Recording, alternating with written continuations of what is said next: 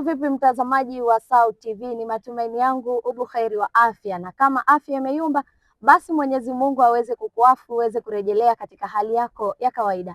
Karibu katika kipindi cha Kioo cha Mwanamke, kipindi ambacho kinakupa fursa ya kujua mafanikio yote yaliyofanywa na mwanamke katika jamii.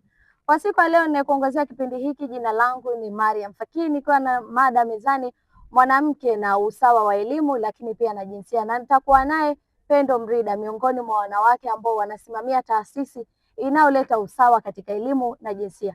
Nikusihi uendelee kusalia nasi kuanzia mwanzo hadi tamati. Pendo, mambo vipi? Salama. Hali gani Mariam? Mimi niko mzima kabisa. Kwanza pole na hongera kwa kazi. Asante sana. Tukianza tu Pendo, foundation yako inaitwaje? Foundation yangu inaitwa Pendo Mrida Foundation, ambalo ni jina langu haswa. Kwa hiyo nilikusudia iitwe Pendo Mrida Foundation ili itakapoleta matokeo chanya mbeleni wakumbuke Pendo Mrida alikuwa ni nani. Ndo alikuwa mwanzilishi. Sawa. Tukianza kabisa, taasisi yako inasaidia watu wa aina gani na ilianzishwa mwaka gani? Taasisi yangu ni changa, imeanza mwaka jana mwezi wa 4. Kwa hiyo mwaka huu nafikiri mwezi wa 4 huu ndo tunafikisha mwaka mmoja. Kwa tutafanyia birthday. Tunasema birthday ama tutahitaji hiyo? Tutafanya lakini mbeleni inshallah.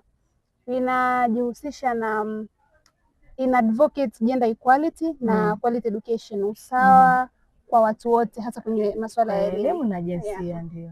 Je, kwenye taasisi yako kuna mtu yoyote ambaye anakudhamini ama anakufadhili kuweza kuiendesha? Kwanza lazima tujue kwamba taasisi yoyote inaanza na wazo lako mwenyewe, una wito, kwa sababu sio kitu ambacho kila mtu anaweza kufanya. Lazima uwe na wito wa kufanya hivyo vitu, kwa sababu hizi ni huduma tunafanya katika jamii. Kwa hiyo hicho ni kitu ambacho nilianzisha mwenyewe na inatokana na force kutoka ndani kwangu, lakini kuna vitu vimenipush kufanya hivyo. Mimi ni binti, nimetokea kwenye jamii za kifugaji vijijini sana kule ndani.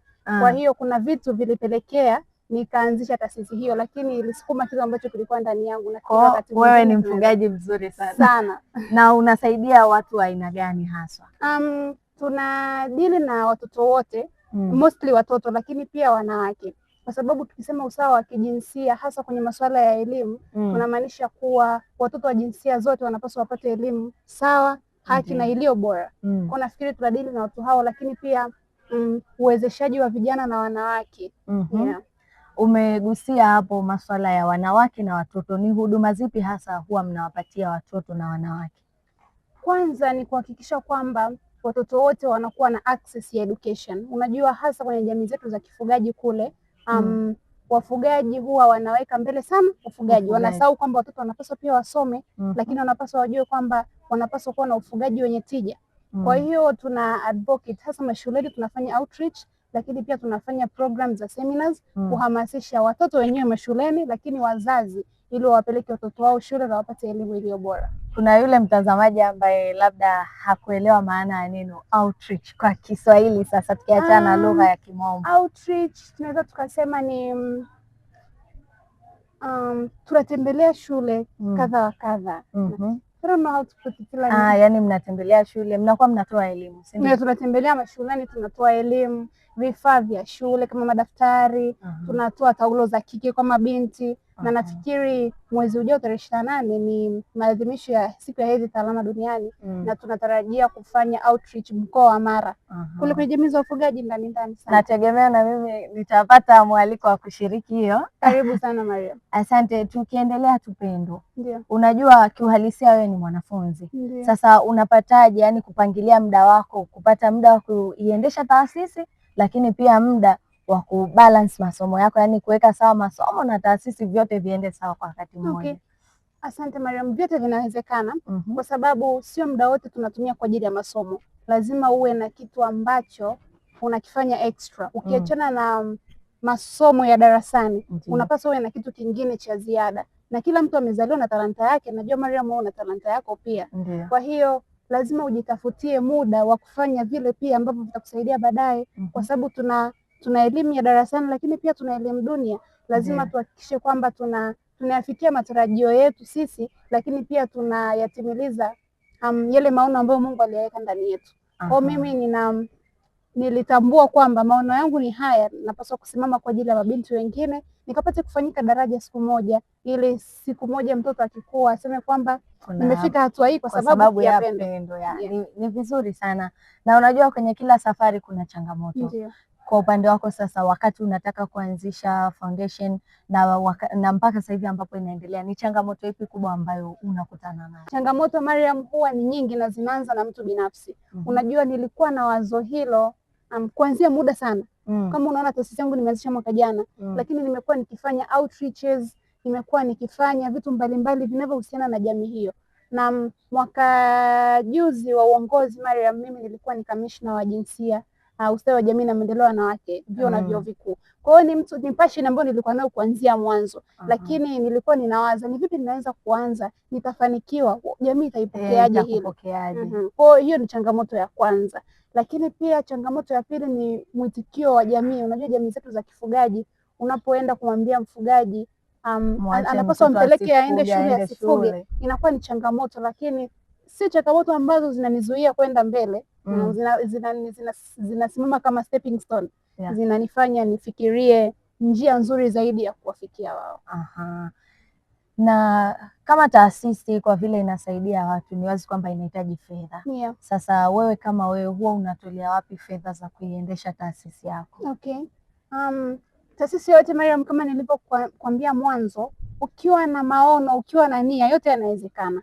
Kwa mfano mimi taasisi yangu nimeianza mwaka jana, sikujua ninatoa wapi funds, lakini unaanza na nguvu kazi kwanza. Unajua kabla ya nguvu za pesa unaanza na nguvu kazi yako mwenyewe. Kwa sababu Mariam, ukiwa na taasisi, wewe kutembelea shule haihitaji gharama nyingi. Tunazungukwa na shule nyingi sana hapa. Unaweza ukaweka kwamba like I'm free siku ya Jumanne, naweza nikatembelea shule ya msingi, naweza nikatembelea shule ya sekondari kwenda kutoa elimu kama hivi. Lakini tunao ndugu, tunao jamaa, watu wanaovutiwa, wanaowiwa kufanya hivyo, wanatusupport. Lakini inshallah taasisi yetu itakapokuwa tutapata funds huko mbele. Hapo unafanya kazi wewe kama wewe, ama kuna watu ambao kwa sasa unafanya nao kazi? Hapana, na timu yangu, timu yangu tuna uongozi wa taasisi kabisa. Na kuna utaratibu gani kwa yule ambaye anatamani kujiunga na Pendo Mrida Foundation? Milango iko wazi, wanakaribisha sana. Labda kuna payment yote ambayo inahitajika? Hakuna payment kabisa, yeye awe na moyo tu huo wa kufanya hicho kitu bila kusukumwa. Hakuna payment. Na ni mafanikio gani makubwa tangu umeanzisha taasisi mpaka sasa hivi unasema kwamba kweli haya nimeyapata na nimeyafikia? Mafanikio, kwanza fanikio la kwanza ni kuanzisha taasisi hii. Hii ni fanikio kubwa sana ambayo tumelifanya. Lakini tunapofanya outreaches kwa watoto, pale tunapo deliver vitu na watoto wanavipokea, ni mafanikio makubwa sana mimi naona. Yaani zile outreaches na semina tunazowapa watoto, hata wazazi, tunaamini kwamba ni mafanikio makubwa kwa sababu ni elimu ambayo inabaki kwenye vichwa vyao. Hapo umezungumzia wazazi. Unajua Pendo, kila mzazi ana maono yake. Kuna mzazi ambaye anakuambia mimi watoto kwangu ni nguvu kazi ya kunisaidia kazi za nyumbani. Sasa pale ambapo mnasikia kwenye jamii kuna mzazi ambaye hatamani mtoto wake aende shule kwa sababu amsaidie kwenye kazi zingine, mnakuwa mnachukua hatua gani nyinyi kama nyinyi? Mariam, ukiachana na kwa mimi ni mwanzilishi taasisi, mimi pia ni mwanasheria. Unajua kusoma ni haki ya mtoto na mtoto sio mali ya mzazi. Sio kwamba mtoto ni wa kwako, unapaswa ufanye kitu chochote kinachomhusu mtoto wako. Lazima umpatie haki zake za msingi, na elimu ni moja ya haki ya msingi sana ambayo mtoto anapaswa apate. Kwa hiyo hakuna negotiation kwenye hilo. Mtoto anapaswa aende shule kwanza, tutamsaidia baadaye au kwenye muda wa ziada. Tukimalizia tu Pendo, ni ujumbe gani ungependa kuwapa wanawake ambao kama wewe wana mawazo ya kufanya kitu lakini wanawaza mimi naanzaje, lakini pia wazazi ambao wanashindwa kuwapa watoto wao elimu kwa sababu ya kuwaweka kwenye majukumu mengine? Mimi cha kuambia ni kwamba kwanza sasa hivi wanawake hatuhitaji kuwezeshwa. Tunapaswa kuanza leo. Na unajua kinachotukwamisha Mariam, watu wao wanafikiria kwamba nitaanzaje, mpaka niwe na resources ndo nianze, mpaka nifikie, mpaka nimalize chuo ndo nianze, au mpaka nifikie hatua fulani ndo nianze. Yaani unapaswa uanze, sio kwenye hii taasisi tu, lakini vijana, sisi kama vijana unapaswa uanze pale ulipo. Anza na ulichonacho. Kwa hiyo mimi nimeanza taasisi yangu, niko chuo, sikujua nafanya nini, lakini nilianza, nina rasilimali muda, nina rasilimali nguvu, hata kama sina pesa, lakini nilianza pale ambapo nilipokuwa. Tuanze pale tulipo sisi kwa kutumia resources na muda tulionao. Basi mimi nikushukuru sana Pendo, asante kwa muda wako, lakini pia hongera kwa unachokifanya. Asante sana Maria. Na mtazamaji wa SAUT TV, kufikia hapo sina la ziada kwa siku ya leo ndani ya Kioo cha Mwanamke. Nikukumbushe tu ulikuwa nami Mariam Fakii kuanzia mwanzo hadi sasa tunapofikia tamati, nikiwa na mada mezani, mwanamke na usawa katika elimu na jinsia, ambapo nilikuwa naye mwanzilishi wa taasisi ya Pendo Mrida Foundation, ambaye jina lake ni jina la taasisi yake Pendo Mrida, ambapo ameweza kuwasilisha uzoefu wake na namna ambavyo anawasaidia wanawake na watoto katika jamii. Nikumbushe usisahau kusubscribe, kulike, comment na kushare kupitia peji zetu katika mitandao yetu ya kijamii kule Instagram, YouTube na Facebook kama SAUT TV. Uwe na wakati mwema. Na siku zote tunasema hivi, kioo cha mwanamke, jitazame, tunaangazia mafanikio ya mwanamke katika jamii zetu. Bye.